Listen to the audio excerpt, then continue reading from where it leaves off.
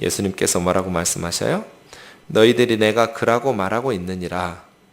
너희들이 내가 그라고 말하고 있느니라. 직접적으로 내가 그다 라고 말씀하시지는 않지만 부정하는 건 아니죠. 너희들이 말하고 있느니라. 그랬더니 71절이 뭐예요? 어찌 더 증거를 요구하리요? 이 정도면 충분하다는 거예요. 이 정도면 충분하다. 빌라도에게 끌고 가서 이제는 처형시키자. 예수가 자기 입으로 하나님의 아들이라고 메시아라고 주장했으니 이제는 우리가 더 이상 증거를 모을 필요가 없다. 그리고 이 무리는 사내들인 공이에요. 빌라도에게 끌고 온 거예요. 왜냐하면 당시에 로마 사람들은 유대인들 중에 친로마파 사람들이 있을 거잖아요. 로마에게 협력하는 그러한 친로마파 사람들을 처형할 위기로부터 보호하기 위해서 유대 사내들인 최고 의결 기구라 할지라도 사형권을 주지를 않았어요.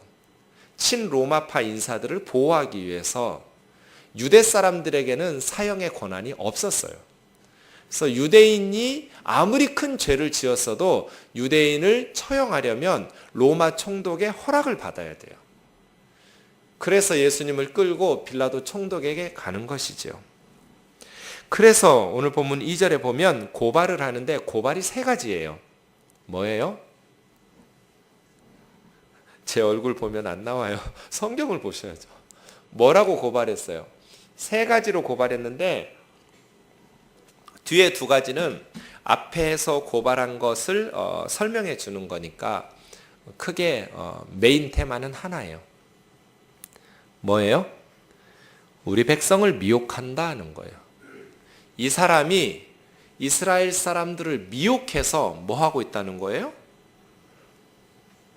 이스라엘 사람들이 로마 황제 가이사에게 충성하는 것을 회방하고 있다. 그리고 로마 황제 가이사에게 충성하는 것을 막고 있다. 좀 더 치고 나가면요, 이 예수가 로마 황제에게 반란을 도모하고 있다는 거예요. 백성들을 왜 미혹해요? 왜 사람들을 끌어모아요? 로마에 반역하고 이스라엘의 독립을 추구하기 위해서. 그래서 두 번째, 가이사에게 세금 바치는 것을 금하며, 그리고 세 번째, 자칭 왕 그리스도라고 한다. 백성들을 미혹하면서 가이사에게 충성하지 못하도록 했는데 구체적으로 세금 바치지 말라고 하고, 예수님이 가이사에게 세금 바치라고 그랬어요? 바치지 말라고 그랬어요?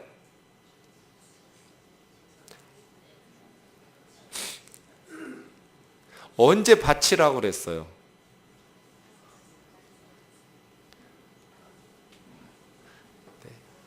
오히려 그 예수님의 논쟁을 듣고 유대인들은 세금 바치는 것을 금했다 이렇게 해석하고 있잖아요. 근데 우리는 대부분 예수님은 세금 바치라고 그랬는데 가이사의 것은 가이사에게, 하나님의 것은 하나님에게 바치라고 하신 게 세금 바치라는 얘기 아닌가? 그러면 예수님을 매국노라고 왜, 그게 노리는 거잖아요. 바치지 말라고 그러면 로마에 세금 바치지 말라고 반역했다고 해서 고발할 거고, 로마에 바치라, 세금 바치라고 하면, 예수님이 그렇게 대답하면 이 매국노를 봐라, 우리를 지배하고 있는 로마에게 부역하고 로마에게 동조하라고 세금 갖다 바치라고 하는, 그런 뭐라고 대답해도 올무를 이렇게 씌울 수밖에 없는, 올무에 걸려들 수밖에 없는 질문 가져온 거거든요. 그런데 한국의 그리스도인들은 예수님이 세금 바치라고 했다고 알고 계셔요, 대부분. 그러면 왜 질문을 가지고 왔던 바리새인과 서기관들이 예수님을 매국노라고 정죄하지 않았어요? 세금 바치라는데? 이걸 보면 여러분이 뭔가 해석이 지금 잘못되고 있는 거죠. 맞잖아요. 그죠? 예수님은 세금 바치라고 하신 적이 없어요. 오히려 예수님의 말씀을 듣고 이 사람들은 바치지 말라, 바치는 것을 금하여, 근데 이것도 사실은 바치는 것을 금하신 게 아니에요. 그러니까 오늘 23장 1절에서 5절은 이 사람들이 반쪽짜리 진리를 가지고 전부인 것처럼 예수님을 죽이려고 계속 정치적 의미를 덧붙이고 있는 건데요. 예수님의 말씀은 세금 바칠까요 말까요? 예수님 뭐라고 그랬어요? 동전 하나 가져와봐. 누구의 형상과 누구의 글이냐? 가이사의 얼굴이 그려져 있고 동전에 로마의 가이사의 글이 새겨져 있죠? 이것을 하나님께서 주셨다고 생각하면, 이게 하나님 거라고 생각하면 하나님께 바치고, 이 돈을 가이사가 주었다고 생각하면 가이사에게 바치라. 이게 예수님의 대답이에요. 그러니까 세금을 바칠까요 말까요 질문을 던진 것을 예수님이 다시 그 사람들에게 맡긴 거예요. 네가 이거 하나님 거라고 생각하면 하나님께 바치고 세금 바치지 말라는 거예요. 이거 가이사가 주었다고 생각하면 가이사에게 세금 바치라는 거예요. 그럼 예수님이 세금 바치라고 그랬어요? 바치지 말라고 그랬어요? 바치라고도 안 했고 바치지 말라고도 안 했어요. 네가 하나님이 주셨다고 생각하면 하나님께 바치고, 그런데 사실은 모든 것은 하나님으로부터 오잖아요. 그러니까 로마 사람들, 유대인들은 약간 바치지 말라는 쪽으로 이렇게 해석한 거예요. 근데 정확히 말하면 예수님 바치지 말라, 그거 가이사가 주었다고 생각하면 가이사에게 바치라고 하셨으니까 예수님 체포해서 신고할 필요가 없어요. 내가 언제 바치지 말라고 그랬냐? 그거 가이사 거라고 생각하면 가이사에게 바치라고 그랬다. 천재 아니에요, 예수님이? 정말 기가 막힌 대답이에요. 어떻게 대답해도 올무거든요. 바치라고 해도 올무고요. 바치지 말라고 해도 올무예요. 걸리게 되어 있어요. 그런데 예수님은 절묘하게 대답을 하셨어요. 네가 하나님이 주셨다고 하면 하나님께 바쳐라. 네가 가이사에게 그것을 받았다고 생각하고 그것이 가이사 거라고 생각하면 가이사에게 바쳐라 해요. 그게 제대로 된 해석이고 번역인데요. 한글 성경 번역도 약간 모호하고 그것을 제대로 파악하지 못하고 하다 보니까 예수님 세금 바치라고 그랬는데, 제국주의의 지배하에 있는 피정복 국가의 국민이 세금을 바치는 건 매국행위잖아요. 예수님께서 그것을 독려하신 게 아니에요. 그렇다고 해서 예수님이 어떤 정치적 행동을 가지고 정치적인 메시지를 전했느냐? 그것도 아니에요. 왜요? 예수님의 나라는 이 세상에 속한 나라가 아니에요. 영적인 하나님의 나라의 왕이시지 이 세상에 속한 나라가 아니시기 때문에, 만약에 그러한 구원을 꿈꾸셨다면 그래서 해방신학이 잘못된 거고 여성신학이 잘못된 거예요. 노동자 해방이 중요하고 여성 해방이 중요하고 하나님께서 말씀에서 남녀 평등을 말씀하시고 또 인권을 이야기하시니까 매우 중요하지만 그것이 곧 구원은 아니에요. 구원이란, 예수님께서 생각하신 구원이란 우리가 죄로부터 해방되어 하나님의 자녀가 되는 거예요. 그러려면 예수님이 우리를 위해서 십자가에서 죽으셔야 되는 거예요. 만일 예수님이 이 지상적 의미의 구원을 도모하셨다면 군사력을 모아야죠. 말씀을 가르치고 질병을 고치실 뿐 아니라 군사들을 모으고 무기를 모아서 로마 제국에 항거해야죠. 그렇게 자기를 메시아라고 했던 사람들이 예수님 이전에도 수없이 많았어요. 이스라엘에. 메시아라고 주장한 사람들은 주로 광야로 나갔어요. 그 사람들의 결말이 어떻게 됐겠어요? 다 제압당하고 몰살당했어요. 추종자들과 함께. 거짓 메시아들이 참 많았어요. 그러니 지금 예수님에게 메시아다, 자신을 그리스도라고 한다, 정치적 색깔을 덧치우려고 하는 거예요. 그래서 처형시키려고. 그러나 예수님은 그렇게 반란을 도모한 적이 없죠. 왕 그리스도도 마찬가지예요.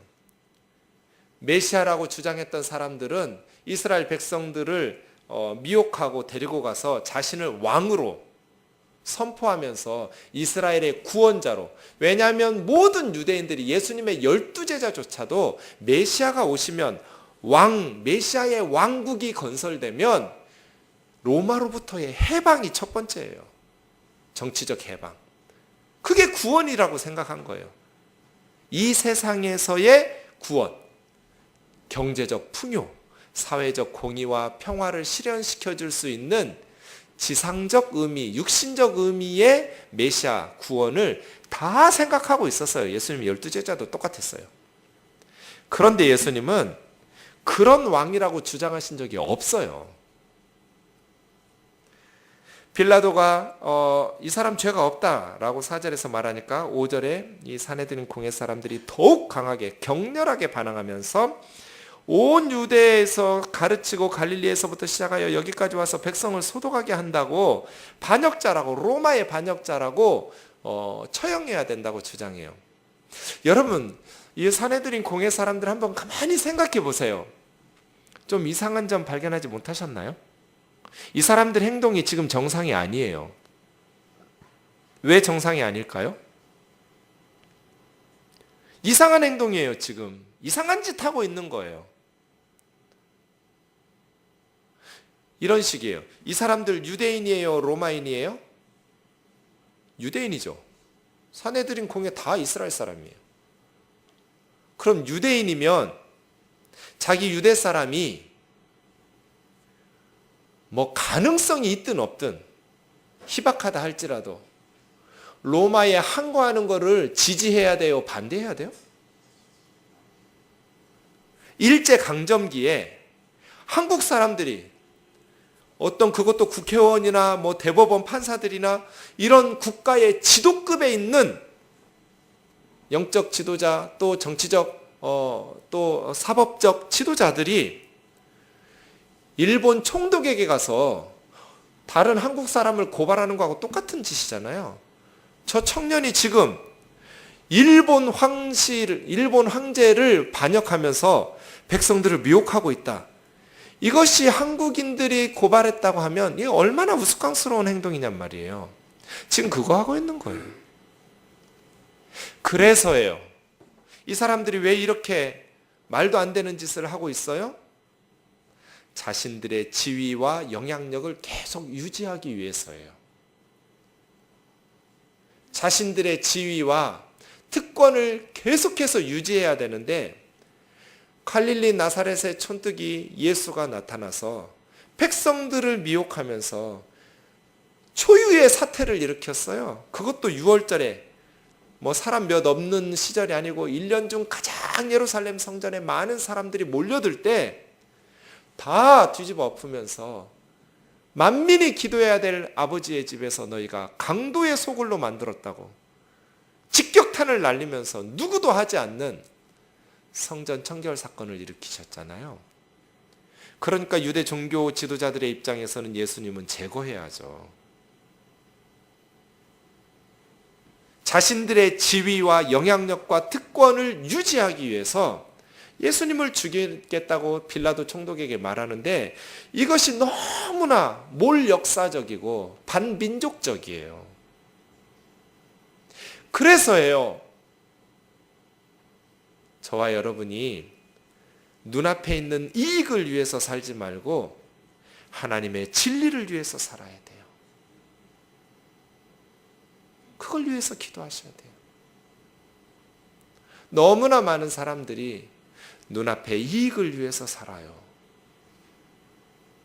우리는 눈앞의 이익이 아니라 하나님의 진리를 위해서, 이익 집단이 아니라 이념 집단이 돼야죠. 하나님의 진리, 하나님의 이념을 위해서 살다가 목숨을 바쳐야지. 내 눈앞에 이익이 될 것을 위해서 나라도 팔아먹고 역사도 팔아먹고 미래도 팔아먹고, 이런 식으로 산헤드린 공회원들과 같이 어리석게 살면 되겠어요? 지금 우리 민족의 대표적인 반역사적이고 반민족적인 사람 누구예요? 김정은이에요.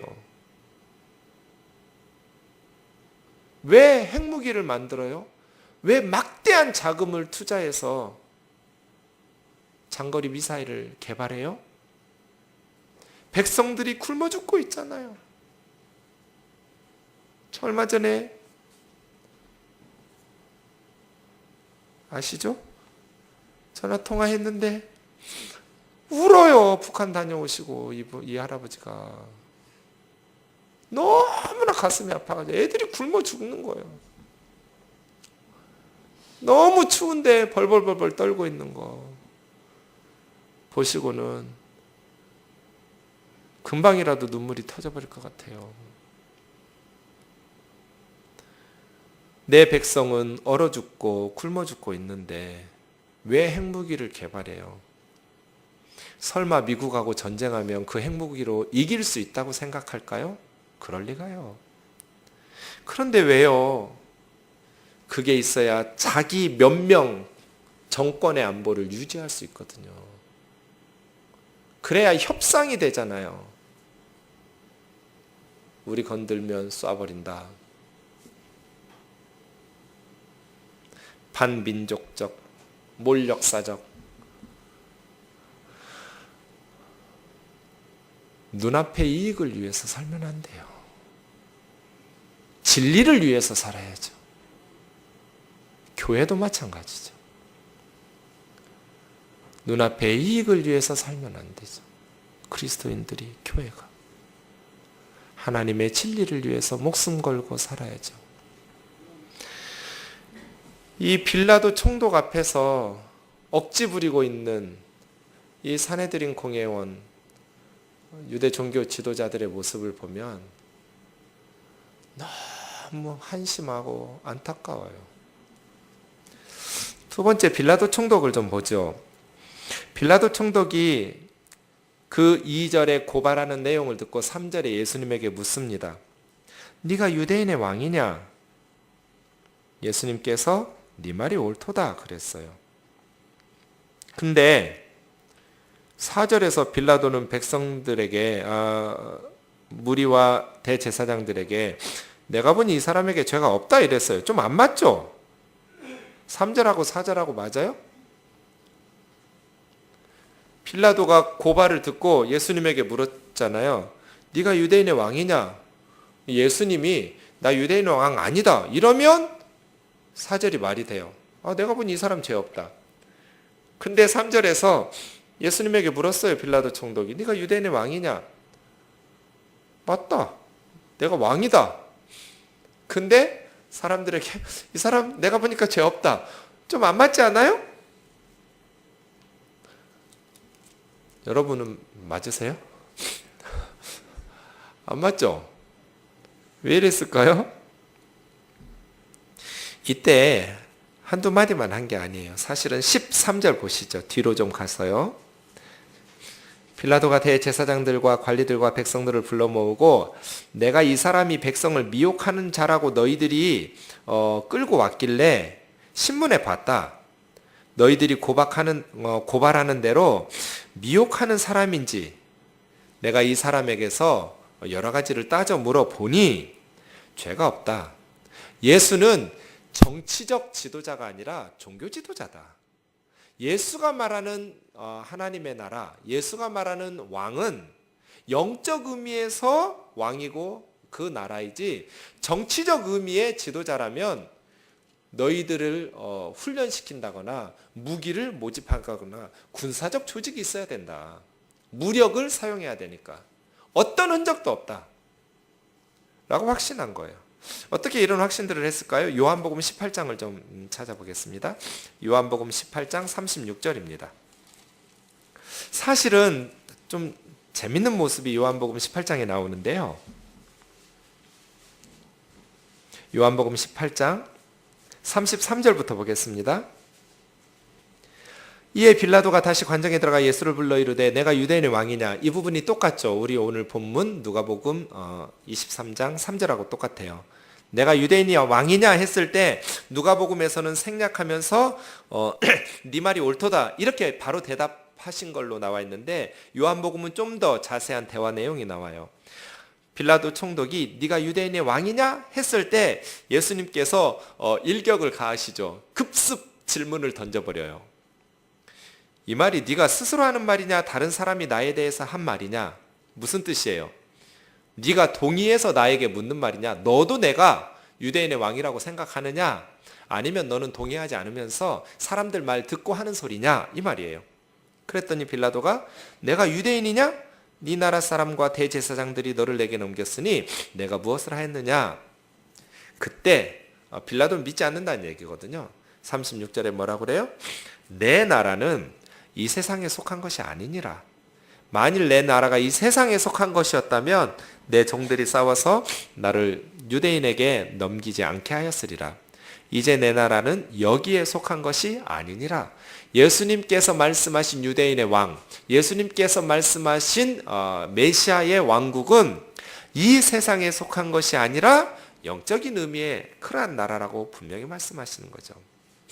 그러면 네가 왕 아니냐? 네 말과 같이 내가 왕이라. 이 자세한 신문 내용을, 그러니까 빌라도의 관심사는 뭐예요? 이 예수가 로마의 반역을 기도한 그러한 지도자냐는 거예요. 로마에게 반역을 꾀한 유대인이냐, 무리들을 모아서 로마로부터 독립하려고 했던 그러한 정치적 의미의 지도자이냐, 아니면 그냥 영적 의미의 지도자이냐, 요게 빌라도의 초미의 관심사거든요. 신문에 보니 뭐예요? 예수님은 영적 의미의 유대 왕이지 지상에 속한 정치적 의미의 왕이 아닌 거예요. 그걸 줄여서 이렇게 써놓은 거예요. 그리고 났더니 4절에서 이 사람에게는 죄가 없다 그랬어요. 앞으로 빌라도는 2주 후에 다시 등장하니까요. 이쯤 해서 마무리하겠습니다. 빌라도는 유대의 5대 총독입니다. 헤롯 대왕이 죽은 후에 세 아들에게 아버지의 땅이 분할돼서 통치되거든요. 유대와 사마리아 지역은 아켈라우스라는 아들이 집에 물려받고 통치를 하는데 AD 6년에 물러나요. 쫓겨났듯이. 그에 비해서 다음 주에 우리가 공부할 헤롯 안디바라는, 이 사람이 세례 요한의 목을 쳤어요. 갈릴리의 분봉왕 헤롯 안디바와 그 동쪽에 헤롯 빌립이라는 동생은 예수님이 십자가 사건이 있을 때까지도 계속 아버지로부터 물려받아서 30년 이상 지금 사역을 하고 있었어요. 분봉왕으로. 분봉왕은 왕보다 낮은 직급의, 언어로 하면 4분의 1의 왕, 그런 뜻이에요. 100% 왕이 아니라 25%만 왕인 아버지보다 훨씬 낮은 계급의 로마 제국의 어떤 지위를 가지고 이스라엘을 다스리고 있었어요. 그런데 유대와 사마리아는 이미 AD 6년에, 주후 6년에 아켈라오가 폐위되면서 로마 총독들이 직접 다스리기 시작했거든요. 빌라도가 5번째 총독이에요. 주후 26년에서 36년까지 10년간 유대와 사마리아의 로마 총독이었어요. 그 다음 예수님을 보시죠. 세 번째 등장인물입니다. 예수님께서는 앞에 사내들인 공회에서도 죽으실 줄 알면서 대답하셨어요. 빌라도 총독의 재판 가운데에서도 예수님께서 내 말이 옳도다, 내가 왕이다 라고 말씀하셨어요. 왜 그럴까요? 예수님은 우리의 왕이 되기 위해서 세상에 오셨기 때문이에요. 네 번째와 연결 지으면 네 번째 등장인물이 하나 더 있어요. 그런데 본문에는 안 나와요. 누굴까요? 제자들이에요. 이 자리에 제자들이 있어야 돼요. 다 도망가 버렸어요. 또 우리도 예수님의 제자들이에요. 이게 네 번째 등장인물이에요. 세 번째 등장인물이신 예수 그리스도는 네 번째 등장인물이어야 될 예수님의 제자들, 예수님의 자녀된 우리들을 위해서 십자가의 길을 걸어가고 있는 거예요. 오늘 본문은 우리에게 묻고 있어요. 제 성경에다가는 써놨거든요. 3절, 여러분도 써보시려면 써보세요. 빌라도가 예수께 물어 이르되 내가 정준경의 왕이냐, 이렇게 쓰는 거예요. 여러분 이름을 써야겠죠. 빌라도가 예수님에게 묻는 거예요. 네가 김성대의 왕이냐? 네가 이희정의 왕이냐? 네가 이순최의 왕이냐? 또 누구 해줄까요? 이게 전 세계로 흩어지는 인터넷이에요? 설교 녹음돼서. 네가 오영순의 왕이냐? 주님 뭐라고 하실까요? 네 말이 옳도다. 얼마나 감격적인지요. 예수 네가 정준경의 왕이냐? 네 말이 옳도다. 내가 정준경의 왕이다. 그러려고 예수님 십자가 가신 거잖아요. 예수님이 십자가에서 우리 죄를 대속하지 못하시면 우리의 왕이 되실 수가 없어요. 우리의 주인이 되실 수가 없어요. 예수님이 우리 죄를 위해서 죽으셔야, 우리 죄값을 십자가에서 치르시기 위해서 하나님의 심판을 받아내셔야 우리의 왕이 되실 수 있어요. 우리의 주인이 되실 수 있어요. 그러시려고 예수님은 덫인 줄 알고 밟으셨어요. 죽을 줄 알고 대답하셨어요. 사내들인 공회원들이 뻔히 기다리고 있는 줄, 무슨 말을 더 기다리랴, 이 정도면 충분하다, 예수는 사형이다. 저는 오늘 본문에서 1절 끝단어가 제일 가슴 아파요. 무리가 다 일어나 예수를 빌라도에게 끌고 가서 짐승 끌고 가듯이 질질 끌고 갔어요. 득이 만만해가지고 그 장면 생각해보면 너무 가슴이 찢어지게 아파요. 말도 안 되는 재판 끝내놓고 이미 사형이라고 정해놓고 예수 입에서 뭐 나오려고 이렇게 계속해서 질문을 던지는데 예수님은 그걸 아시면서도 덫을 밟으셨잖아요.